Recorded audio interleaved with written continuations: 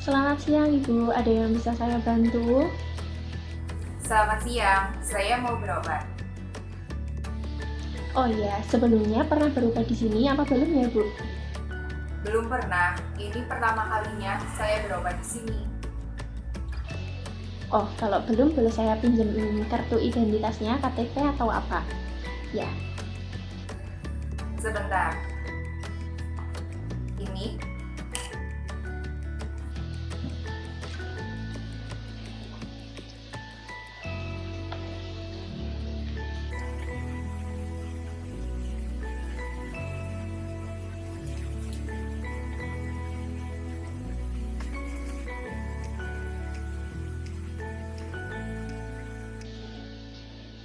oh iya Bu, metode pembayarannya mau lewat apa ya Bu? Bisa BPJS di sini.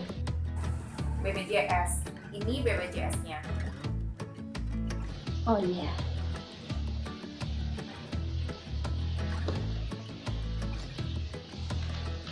Sebelumnya Ibu mempunyai keluhan penyakit apa? Apa yang dirasakan Ibu? Akhir-akhir ini tenggorokan saya sering sakit.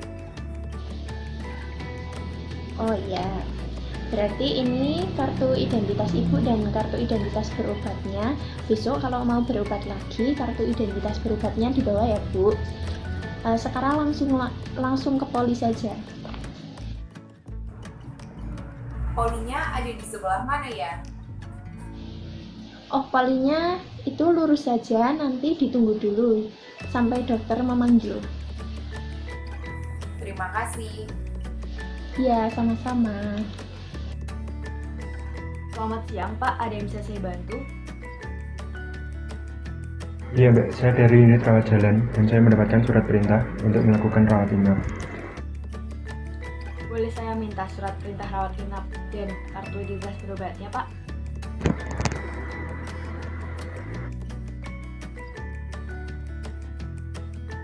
Jadi menurut surat rujukan, Bapak akan dirujuk ke Bangsal Bougainville dan tertulis di kelas 1. Fasilitas di kelas 1 ada AC, TV, kamar mandi dalam. Bapak mau sesuai kelas atau mau pindah ke VIP, kelas 2 atau kelas 3? Iya Mbak, sesuai surat rujukan saja ya. Tunggu sebentar ya Pak, saya teleponkan ke Bangsal Bougainville dulu. Iya Mbak. Halo Mbak, ini dari pendaftaran. Katanya di Bangsal Bougainville ada kelas tuh yang kosong nggak ya? Oke Mbak, terima kasih. Ada Pak di kelas 1. Bougainville ada yang kosong. Saya buatkan surat persetujuan pendaftaran ratusan dulu ya Pak.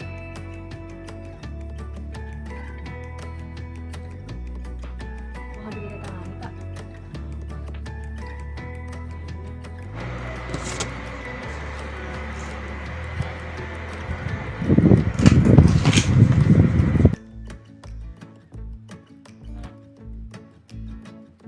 Tunggu sebentar ya Pak, saya konfirmasikan ke Bangsal Bougainville dulu.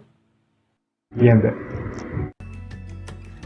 Mbak, ini apa ide rawat inap dengan nomor Bougainville 1? Jadinya pakai kelas itu ya Mbak? Makasih. Ini KIB-nya ya Pak, nggak usah dibawa setiap kembali berobat. Sekarang Bapak menunggu di ruang tunggu, nanti ada perawat atau petugas yang akan mengantar Bapak. Terima kasih. Terima kasih Mbak.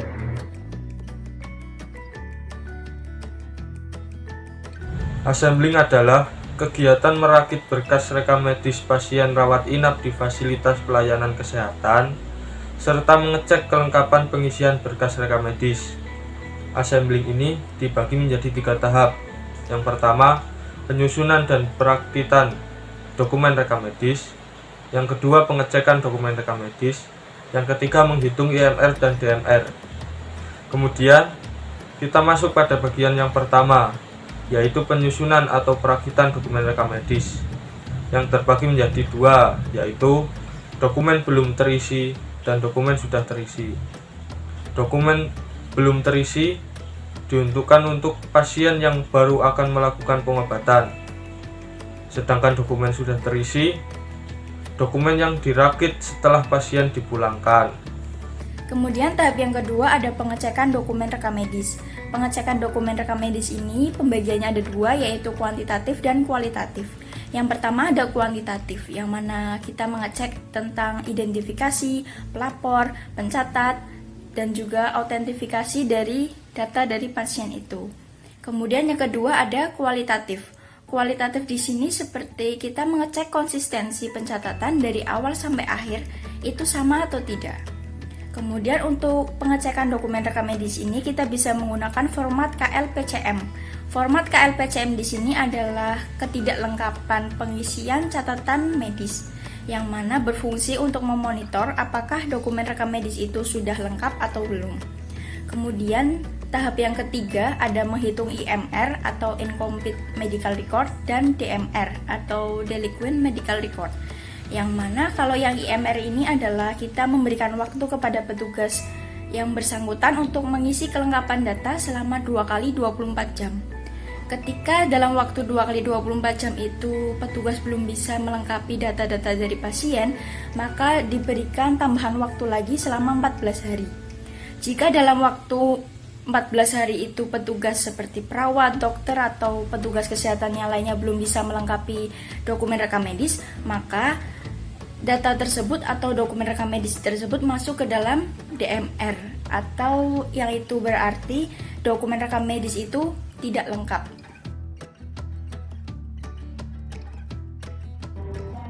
Untuk menentukan kode penyakit, kita memerlukan ICD-10-CM yang volume 3 dan 1. Pertama-tama, kita lihat diagnosisnya yaitu Amandel.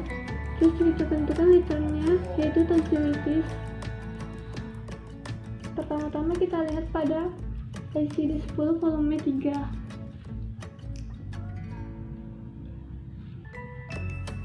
Kita cari dengan nama penyakit tonsilitis yang terdapat pada halaman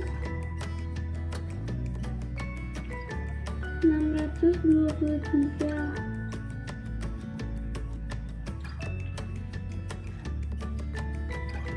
Tonsilitis J039. Selanjutnya kita lihat pada volume 1.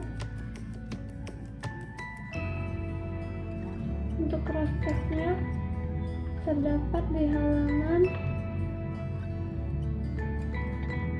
460.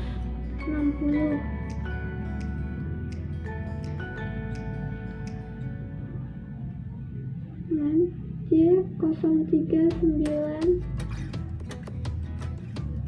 akut tonsilitis.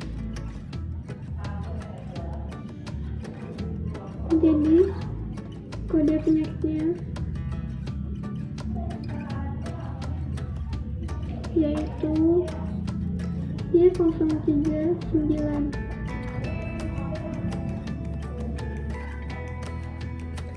Untuk menentukan kode tindakan, kita memerlukan ICD-9-CM dengan literan tonsilektomi. Kita dapat menemukan pada halaman 460.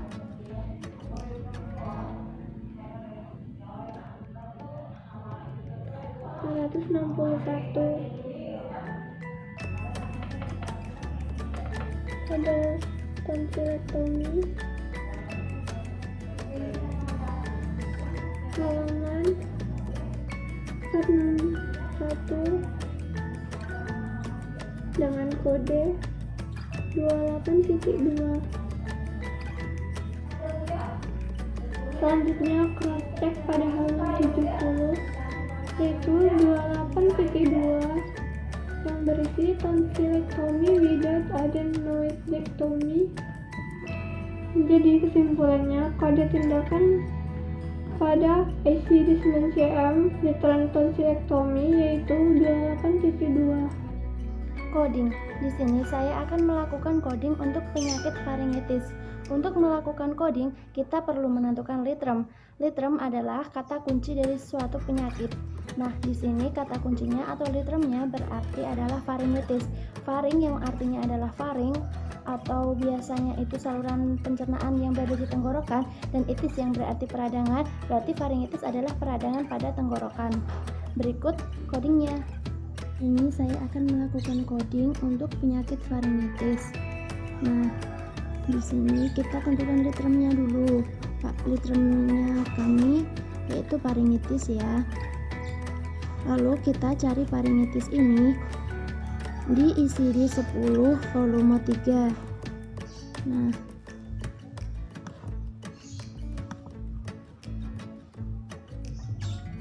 faringitis.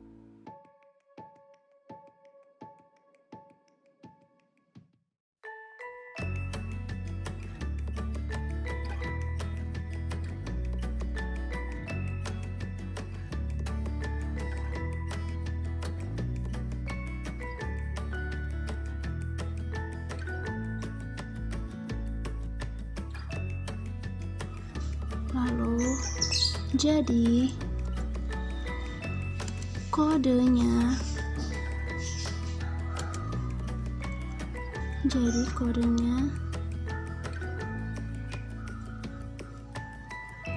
C02.9.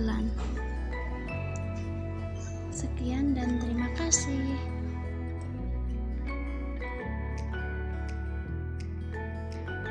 Filing adalah sistem penataan dokumen rekam medis dalam suatu tempat yang khusus untuk menyimpan dan mengambil dokumen rekam medis. Fungsi filing yaitu yang pertama menyimpan dokumen rekam medis, kedua mengambil kembali dokumen rekam medis, dan ketiga mereterasi dokumen rekam medis. Proses filing dilakukan di unit rekam medis di mana ruangan tersebut terdapat rak-rak berkas dokumen disimpan. Sistem penyimpanan filing ada dua. Yang pertama sentralisasi, yaitu penyimpanan dokumen rekam medis dalam satu kesatuan baik catatan kunjungan ronsen, rawat jalan maupun rawat inap. Kedua, desentralisasi, yaitu penyimpanan dokumen rekam medis pada masing-masing pelayanan, sehingga ada pemisahan antara penyimpanan dokumen rekam medis pasien rawat jalan, rawat inap, dan poliklinik. Lakukan pencatatan data rekam medis yang masuk dalam unit filing rekam medis, kemudian bukukan sesuai dengan urutan yaitu tanggal serta jam masuk berkas.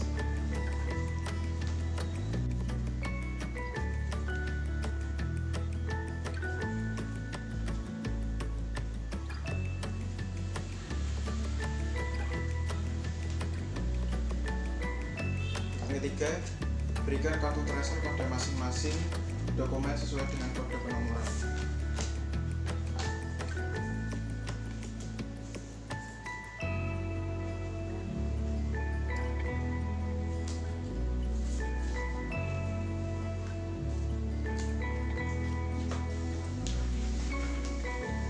Kemudian, lakukan pengembalian dokumen ke dalam rak filing sesuai dengan kartu tracer.